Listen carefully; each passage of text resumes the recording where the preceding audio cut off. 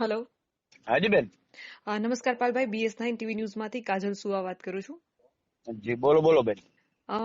મને ખાસ તમને પાલભાઈ આજે એ વિશે ચર્ચા કરવી છે કે જે રીતે પરેશભાઈએ ખેડૂતોનું આંદોલન કર્યું છે અને એ પછી કૃષિ મંત્રી એમને મુલાકાત માટે પણ બોલાવ્યા, માંગ સાંભળવા માટે તૈયાર થયા છે, 3 માંગ લઈને પણ ગયા, પરંતુ ક્યાંક ને ક્યાંક આંદોલન દોડાઈ રહ્યું હોય એવી સ્થિતિ ઊભી થઈ છે.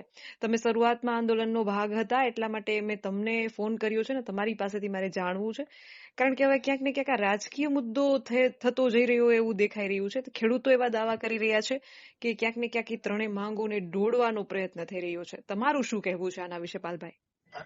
બેન, તમે કહ્યું, મેં પરેશભાઈ નો ઇન્ટરવ્યુ સાંભળ્યું, એમાં તો એને નથી કહ્યું કે માંગો સ્વીકારી હતી એમ.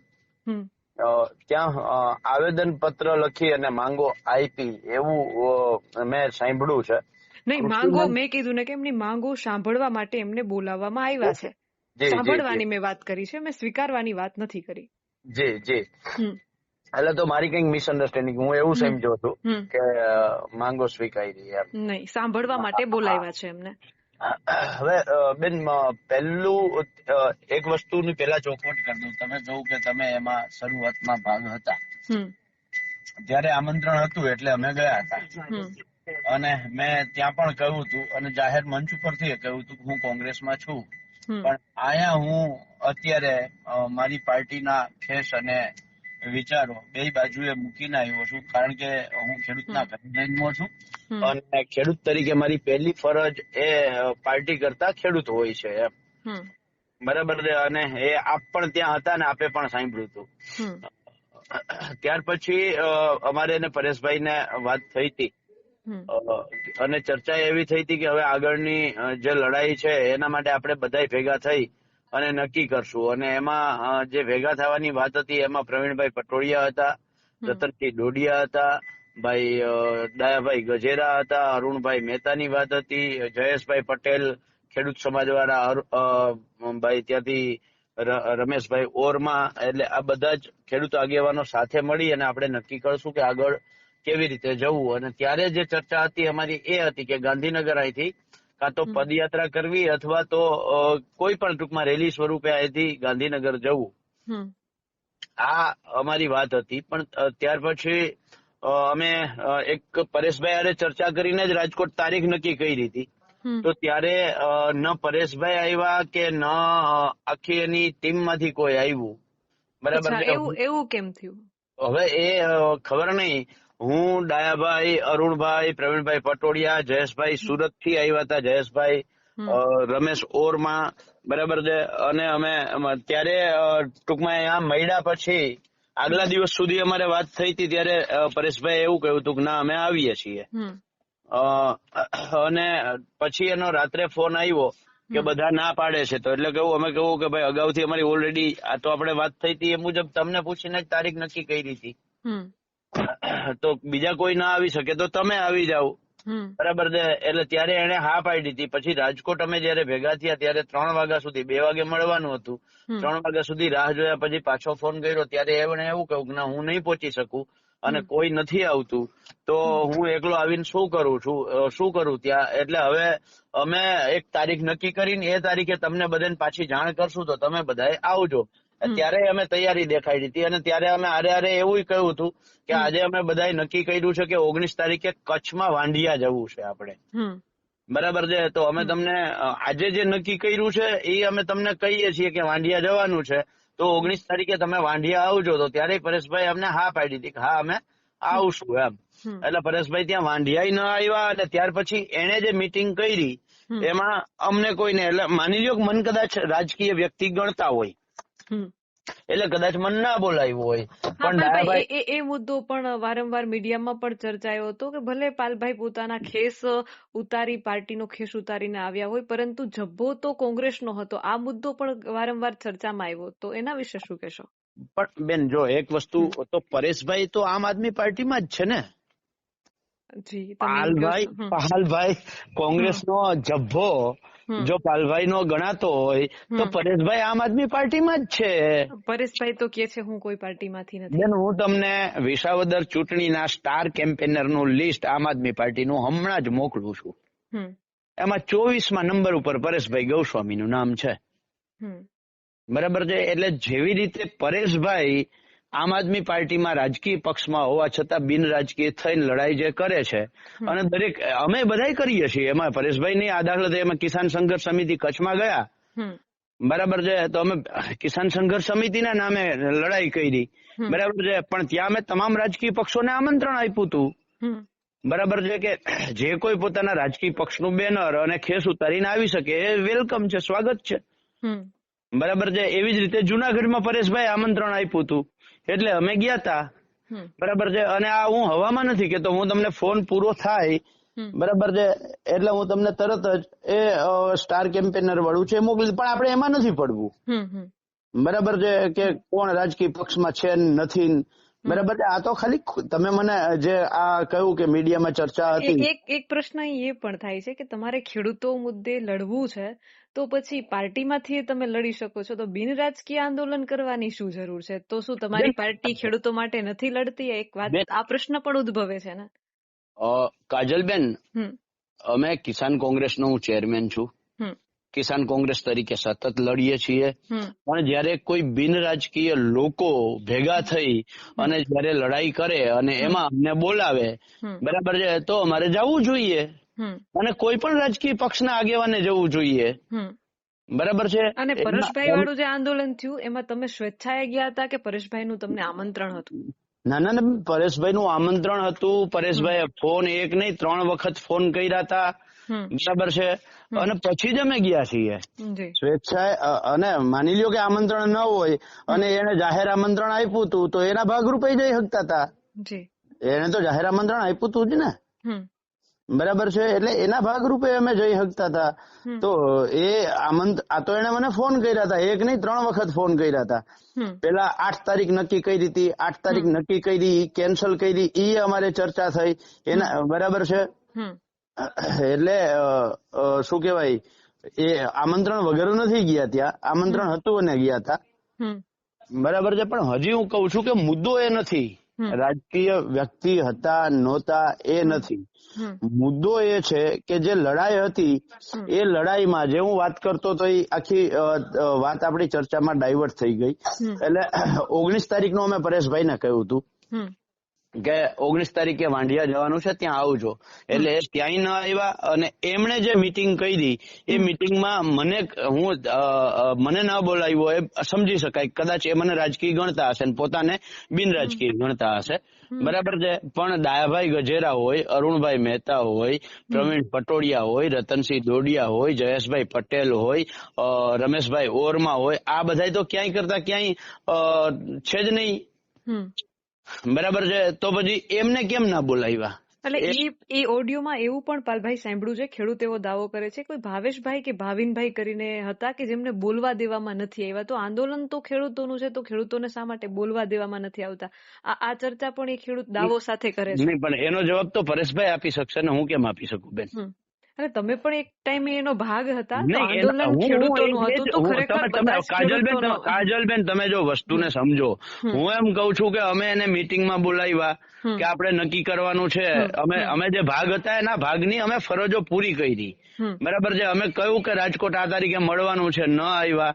અમે કહ્યું કચ્છ આવવાનું છે, ન આવ્યા. એને અમને એવું કહ્યું કે અમે પાછી આ તારીખે તમે બોલાવ્યા ત્યારે નથી આવી ગયા, અમે તારીખ નક્કી કરશું ત્યારે અમે તમને બોલાવશું, બરાબર છે. ત્યારે અમને કોઈ જાણ ના કરી. એમાં હું હજી વ્યક્તિગત કઉ છું, માની લ્યો કે મને જાણ ના કરી, એનો કોઈ વાંધો નથી, બરાબર છે. પણ બાકીના મેં જે નામ દીધા એમાંથી કોઈ ના બોલાવ્યા, એનો અર્થ એવો કે એને અમને બહાર કાઢી મૂક્યા. બહુ સ્પષ્ટ થાય છે આનાથી તો, પણ એનું અમને દુઃખ નથી, બરાબર છે. અમે ક્યાંય આ બાબતને લઈને સિંગલ સ્ટેટમેન્ટ અત્યાર સુધીમાં ક્યાંય કરતા ક્યાંય પહેલી વખત તમે મને કહો છો ત્યારે હું તમારી યારે ચર્ચા કરું છું, બરાબર છે. કોઈ ડાયાભાઈ હોય, પ્રવીણભાઈ હોય, રતનસિંહ હોય કે જયેશભાઈ હોય કે રમેશભાઈ હોય, બરાબર છે, કે અરુણભાઈ હોય, કોઈએ એક શબ્દ નથી બોલ્યો. મૂળ વાત શું હતી? ખેડૂતોની મુદ્દાની લડાઈ હતી, ખેડૂતોના પ્રશ્નના નિરાકરણની વાત હતી. તો એ ગમે તે લઈ આવે એનાથી મતલબ નથી બેન, પરિણામ આવવું જોઈએ. અને અમે ખુશ હતા કે કોઈને તો સરકારે બોલાવ્યા છે, પણ હારે હારે સંદેહ પણ હતો કે અત્યાર સુધીમાં આવડી મોટી લડાઈઓ એક વખત નહીં અનેક વખત થઈ છે, બરાબર છે, પણ તેમ છતાંય સરકારે ક્યારેય સામેથી નથી બોલાવ્યા. બરાબર છે. એક વખત અમરાભાઈ ચૌધરી વાળી લડાઈમાં સરકારે મહેસાણાથી સરકારે વાહનો મોકલ્યા હતા. બરાબર છે. અને ત્યાંથી એ ખેડૂત આગેવાનોને મુખ્યમંત્રીને મળવા લઈ ગયા હતા. તો અમને એ જ શંકા હતી કે ક્યાંક એવું ન થાય આમાં. બરાબર છે. અને હવે આમાં શું થયું શું નથી થયું એ તો જે ત્યાં પરેશભાઈ અને ટીમ આખી જે ગઈ હતી એ લોકો આમાં કહી શકશે કે આમાં શું આવ્યું હોય. કારણ કે ખેડૂતોમાં ચોક્કસથી પાલભાઈ, ખેડૂતોમાં આપણે જે મીડિયામાં જોઈએ છીએ, કમેન્ટો વાંચીએ છીએ, ખેડૂતનો જે ઓડિયો વાયરલ થયો છે એમનો દાવો સાંભળીએ છીએ કે ખેડૂતોમાં ક્યાંક ને ક્યાંક અસંતોષની લાગણી છે. આ મીટિંગ પછી ખરેખર ખેડૂતોમાં તો આનંદ થવો જોઈએ કે કૃષિમંત્રી એમની વાત સાંભળી છે. તો પછી આ અસંતોષ શેનો? અને ક્યાંક ને ક્યાંક એવાય દાવા થાય છે કે પરેશભાઈના સૂર બદલાયા છે. શું કહેશો? બેન જો એક વસ્તુ હું પરેશભાઈ થી મારી એકમાત્ર નારાજગી છે. નારાજગી એ છે કે પરેશભાઈએ બહાર આવી અને કૃષિ મંત્રીના વખાણ કર્યા. તો કૃષિ મંત્રીએ 3 માંગમાંથી એક માંગ સ્વીકારી છે ખરી? નંબર 1 તો જવાબ મળશે ના. કારણ કે એના સ્ટેટમેન્ટમાં ક્યાંય કરતા ક્યાંય માંગ સ્વીકારી એવી વાત નથી. બરાબર છે. બીજા નાના મોટા જે 4-5 પ્રશ્નો હતા મુખ્ય 3 માંગ સિવાયના, એમાંથી એક વસ્તુમાં કૃષિ મંત્રીએ બાંહેધરી આપી કે નહીં આવતીકાલથી મગફળીમાં ટેકાની ખરીદીમાં કરદો નહીં થાય, આવું બાંહેધરી આપી છે? તો જવાબ છે ના. બરાબર છે. એટલે ખેડૂતોની જે નારાજગી એટલા માટે છે કે આ સરકારનો બહુ બધા સારી રીતે અનુભવ છે. એ વિદ્યાર્થીઓનું આંદોલન હોય, આંદોલન એક હાઈટ પકડવાની તૈયારીમાં હોય એટલે પ્રેમથી પેપર ફૂટવાળા ઘટનામાં આપણે ખબર છે કે પ્રેમથી 5 જણાને બોલાવી સરકાર બેઠક કરી અને આંદોલનને ધીમું પાડી દે. અમરાભાઈ વાળી ચૌધરી વાળી જે આંદોલન થયું એ આંદોલનમાં આપણે ખબર છે કે બોલાવ્યા 12 જણાને લઈ ગયા, 6 જણાને વચ્ચે રસ્તામાં ઉતારતા ગયા અને 6 જણાને મુખ્યમંત્રીને મળવા લઈ ગયા. અને પછી પરિણામ શું? બરાબર છે. આ જ રીતે નિવૃત્ત આર્મી વાળાઓની લડાઈ છે. બરાબર છે. તો એમાં તો બાંહેધરી આપીને સરકાર બદલી ગઈ છે. આ સરકારમાં દેશના વડાપ્રધાન લોકસભામાં બોલીને બદલી જાય, દેશના કૃષિ મંત્રી લોકસભામાં બોલીને બદલી જાય, રાજ્યના કૃષિ મંત્રી વિધાનસભામાં બોલીને બદલી જાય. તો સરકારની જે વાત અને રણનીતિ સરકારની જે છે એ ખેડૂતો બહુ સારી રીતે સમજે છે કે જે આંદોલન ખેડૂતોનું એક ગર્ભ ધારણ કરતું હતું, આ ગર્ભને સરકારે આંદોલન એટલે કે ઉદ્ભવે એની પેલા જ ગર્ભને ગર્ભપાત કરાવડાવી નાખ્યો સરકારે. બરાબર છે. જે ખેડૂતો છે એ બહુ સારી રીતે આમાં ક્યાંક ને ક્યાંક પરેશભાઈ કાં તો થાપ ખાઈ ગયા છે અથવા તો પરેશભાઈ નો નિર્દોષ ભાવે ક્યાંક ને ક્યાંક ભોગ બન્યા છે. હું એવું નથી કહેતો પરેશભાઈની ભૂલ છે, પણ ક્યાંક ને ક્યાંક પરેશભાઈ ભૂલ કરી ગયા છે. અને હું ગેરંટીથી કહું છું, જો એમાં ડાયાભાઈ હોત, જો એમાં અરુણભાઈ હોત, જો એમાં જયેશભાઈ પટેલ હોત, જો રતનસિંહ ડોડિયા હોત, પ્રવીણ પટોળિયા હોત, તો આ ન થાત. એટલા માટે ના થાત કે અનુભવી છે.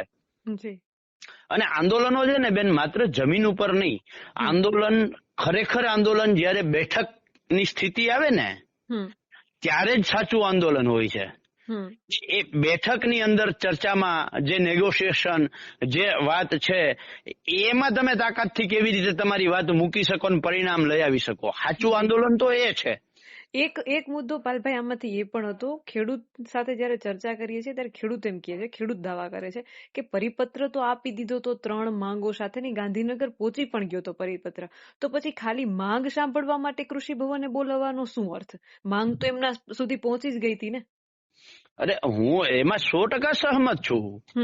જે આ ખેડૂતો વાત કરે છે એ વાતમાં 100% નહીં 1000% સહમત છું. બરાબર છે. પણ હવે એનો જવાબ હું તો ન આપી શકું બેન, કારણ કે અમને તો પછી અમે બોલાવ્યા તો એ ન આવ્યા ને એને કર્યું એમાં અમને ક્યાંય નથી બોલાવ્યા. બરાબર છે. એટલે હું એમાં કઈ કરતા કઈ ના કરી શકું. નથી બોલાવ્યા પરેશભાઈ ત્યાર પછી મેં પરેશભાઈ સિંગલ ફોન પણ નથી કર્યો. એ જવાના હતા ત્યારેય નથી કર્યો, જૈન પાછા આવ્યા ત્યારેય નથી કર્યો. મતલબ નથી કોઈ કોલ કરવાનો, કારણ કે હું માની લ્યો સામેથી ફોન કરું તો એને એવું લાગે કે પાલભાઈ ને આમાં ક્યાંક ભેગું આવવું લાગે છે, આ બગાડવું લાગે છે. બરાબર છે. હું તો એ મતમાં હતો કે માની લ્યો કે ત્યાં જાય અને સરકાર જો આ માંગ માની લે તો ખેડૂતો માટે બહુ ભલું થાય. બરાબર છે, પણ આનો જવાબ જે છે એ જવાબ પરેશભાઈ અને ટીમ જે ત્યાં ગઈ હતી એ જ આપી શકે. બરાબર છે, હું આમાં કેવી રીતે જવાબ આપી શકું બેન?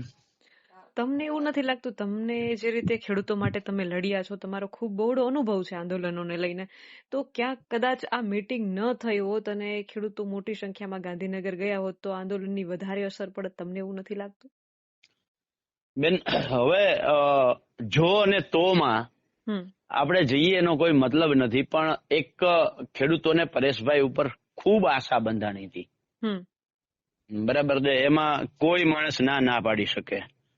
બરાબર છે, એ આશામાં જો સરકારે જે રીતે ઇન્ટરનલી શું ત્યાં વાત થઈ છે એ આપણને ખબર નથી, એટલે આપણે એને લઈને પણ પાયલભાઈ વિવાદ થયો છે કે સરકારે જે માંગ સાંભળી છે એના વિડીયો કટકે શા માટે સોશિયલ મીડિયામાં બહાર આવ્યા, એની સમગ્ર વાતચીત શા માટે સોશિયલ મીડિયામાં બહાર નથી આવી? તમારે 3 માંગ લઈને ગયા તો એ માંગ તો તમે એનો વિડીયો તો આપ્યો જ નથી કે માંગ તમે એમની સામે રજૂ કરી છે કે નહીં. એ સિવાયનો કટકે 1 મિનિટના જે વિડીયો સામે આવ્યા છે. હવે એનો જવાબ હું કેવી રીતે આપી શકું? એનો જવાબ તમને અનુભવ તો હશે ને આ વસ્તુ, તમે કઈ રીતે જોઈ રહ્યા છો આ વસ્તુને? નહીં બેન, જો હું તમને કહું કે એને કટકે કદાચ મેં તો એવું ક્યાંક વાંચ્યું હતું કે ત્યાં કૃષિ મંત્રી સાથેની ચર્ચા લાઈવ કરશું અમે. બરાબર છે. હવે એ જેને કહ્યું તું લાઈવ કરશું, એ લાઈવ ની જગ્યાએ કટકે શું કામ આપ્યું? એ જ મુદ્દો છે મારો પાસે, એ જ મુદ્દો છે. હા, પણ એમાં હું કહું છું ને, પણ એમાં હું કેવી રીતે કહી શકું કે કટકે શું કામ મૂક્યું છે? હવે એ જવાબ તો આ બધા જવાબો પરેશભાઈ અથવા તો એની ટીમમાંથી જે કોઈ ત્યાં હાજર હતા એને આપવા જોઈએ. બરાબર છે, પણ હું એટલું કહું, ચોક્કસ કહીશ કે જે ક્યાંક ને ક્યાંક હું તમને એમ કહેવા માંગુ છું, તમારા અનુભવ વડે તમે કઈ દ્રષ્ટિથી એને જોઈ રહ્યા છો, ક્યાંક ને ક્યાંક આ બધું બંધ બારણે થઈ રહ્યું એવું તમને નથી લાગતું? એમ પૂછું છું. હવે એમાં ડાયરેક્ટ કોઈ ઉપર દોષારોપણ કરવું, બરાબર છે, એમાં હું પડવા નથી માંગતો. ભલે પરેશભાઈ આમ આદમી પાર્ટીમાં હોય, બરાબર છે, મેં તમને મોકલી દીધું. પરેશભાઈ જે સ્ટાર કેમ્પેનર વિસાવદરની ચૂંટણીમાં આમ આદમી પાર્ટીમાં હતા, બરાબર છે, એ મેં તમને લેટર મોકલી દીધો છે. અને ત્યાર પછી પરેશભાઈ આમ આદમી પાર્ટીમાંથી રાજીનામું આપ્યું હોય એવો કોઈ લેટર કે સમાચાર મારા ધ્યાનમાં નથી આવ્યા, એટલે હું એવું માનું છું કે આમ આદમી પાર્ટીમાં છે જ. બરાબર છે, પણ તેમ છતાંય એ ગમે તે પાર્ટીમાં હોય એની હારે લેવા દેવા નથી. મહત્વનો મુદ્દો ખેડૂત છે અને ખેડૂત માટેની લડાઈ હતી. બરાબર છે, એટલે ખેડૂત સાથેની જે લડાઈ છે એ લડાઈમાં હું હજી તમને કહું, એક આશા ખેડૂતોને પરેશભાઈમાં 1000% બંધાણી હતી. ઓડિયોમાં દાવો પણ કરે છે કે દાગ લાગી ગયો છે, ખેડૂતના શબ્દો છે, ઓડિયોમાં, વાયરલ ઓડિયોમાં આપણે સાંભળી શકીએ છીએ કે ક્યાંક ને ક્યાંક ખેડૂતોના નામે દાગ લાગી ગયો છે. આ શબ્દ ખેડૂતના છે.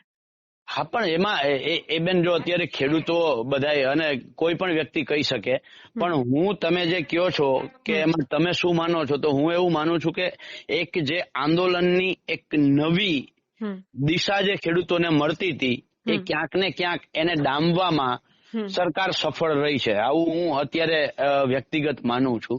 બરાબર છે, એમાં પરેશભાઈનો રોલ શું છે એ હું એટલા માટે ના કહી શકું. હું એવું માનું છું કે પરેશભાઈ ક્યાંક ને ક્યાંક કાં તો થાપ ખાઈ ગયા છે, બરાબર છે, અથવા તો ભૂલ કરી ગયા છે. હવે એ શું થયું છે એ મારા માટે કેવું મુશ્કેલ છે, પણ લોકો સમજદાર છે, બધા સમજતા જ હોય ક્યાં શું થયું હશે. બરાબર છે, એટલે એમાં હું પડવાય નથી માંગતો, પણ હું એવું માનું છું કે એક પક્ષ, મેં ત્યાં તમને ખબર હોય તો જુનાગઢમાં મેં રાજકીય પક્ષોને, બરાબર છે, આડે હાથે લીધા હતા. એમાં રાજકીય પક્ષો અને નેતાઓ મેં શબ્દ વાપર્યો હતો. મેં તમને કહ્યું હતું, યાદ હોય તો, કે આટલી જ સંખ્યા જો કોઈ પાર્ટીમાં હોય, એના કાર્યક્રમમાં હોય તો એ કેવી રીતે પ્રેઝન્ટ કરે, એમાં મેં રાજકીય પક્ષો કયા હતા, તો એમાં કોંગ્રેસે આવી જાય. બરાબર છે, એટલે મેં ત્યારે હું એક શું કહેવાય બધું જ મૂકી અને ખેડૂત તરીકે ત્યાં હાજર હતો, અને એટલે જ મેં આવી રીતે શું કહેવાય રાજકીય પક્ષોને આડે હાથે લીધા હતા. બરાબર છે, અને એ એટલા માટે લીધા હતા કે એક આશા બંધાણી હતી. બરાબર છે, કે આમાં કંઈક નિરાકરણ આવશે. બરાબર. પણ ત્યાર પછી માની લ્યો કે જો પરેશભાઈ ને ક્યાંક ને ક્યાંક એવું હોત તો એ ત્યાંથી આમંત્રણ, માની લ્યો એ અમને મીટિંગમાં મને ચોખ્ખું કહી શકતા હતા, અમારી બેને તો એવો નાતો છે કે પાલભાઈ અમે બાકી બધાને બોલાવીએ છીએ, તમારે નથી આવવાનું. મને 1% ખોટું ના લાગત તો બાકીનાઓને બોલાવવા હતા. બરાબર છે. એ મને કહી શકતા હતા કે પાલભાઈ આવી રીતે આમંત્રણ આવ્યું છે, અમે જઈએ છીએ, તમારે નથી આવવાનું. બરાબર છે. અથવા તો નાની મોટી વાતે કરી શકતા હતા કે ભાઈ તમે ખૂબ આંદોલનો કર્યા છે, શું ચર્ચા કરવી, કેવી રીતે કરવી, શું કરવું, આ કર્યું હોત તો ક્યાંક ને ક્યાંક ફાયદામાં રહેત, આવું હું માનું છું. બરાબર છે. પાલભાઈ, અંતિમ સવાલ એ કરીશ ખાસ તમને કે અમારા માધ્યમથી હજારો લાખો ખેડૂતો કદાચ તમને સાંભળી રહ્યા હશે અત્યારે, એ ખેડૂતોને આંદોલનને લઈને તમે શું સંદેશ આપશો? કારણ કે જે તે સમયે તમે ખેડૂતો માટે ખૂબ લડ્યા છો, બહોળો અનુભવ છે તમને. ખેડૂતોને શું કહેવા માંગો છો તમે? BS9 ના માધ્યમથી મારે એટલું કહેવું છે ખેડૂતોને કે કોઈ પણ વ્યક્તિ, કોઈ પણ રાજકીય પક્ષ કે કોઈ પણ ખેડૂત સંગઠન લડાઈ કરે તો 100% સાથ સહકાર અને સમર્થન આપવું જોઈએ. બરાબર છે. એમાં ઘણી વખત એવું એ બને કે જેની ઉપર આશા હોય એ આશા ઠગારી નીવડે, તો આપણે પાક વાવીએ છીએ તો એક પાક નિષ્ફળ ગયો તો એમ માની લેવાનું, કમોસમી વરસાદ આવી ગયો તો એમ માની લેવાનું, પણ એના કારણે બીજા વર્ષે આપણે વાવણી કરવાનું તો બંધ નથી કરતા. એક કૂવો ખોદીએ અને પાણી ન થાય તો આપણે આશા તો મૂકી નથી દેતા, બીજો કૂવો કરીએ છીએ, બોર કરીએ છીએ. બરાબર છે. તો લડાઈ છે એ લડાઈમાંથી પાછું ના વળવું જોઈએ. એક પાક નિષ્ફળ ગયો એવું માની લેવાનું, એક કૂવો નિષ્ફળ ગયો એવું માની લેવાનું. બરાબર છે. પણ આમાં તો હજી આશા છે, હજી તો કૂવો ખોદાય છે. બરાબર છે. માની લ્યો કે ક્યાંક સરકારના ભગવાનમાં ઓલો શું કહે, સરકારના દિલમાં રામ વહે અને પાક ધિરાણ માફ કરી દઈએ. બરાબર છે. એ આશા છે. બરાબર છે. એટલે નિષ્ફળ ગયું એવું ના કહી શકીએ આપણે. બરાબર છે. પણ લડ્યા વગર આ સરકારમાં કાંઈ મળવાનું છે નહીં.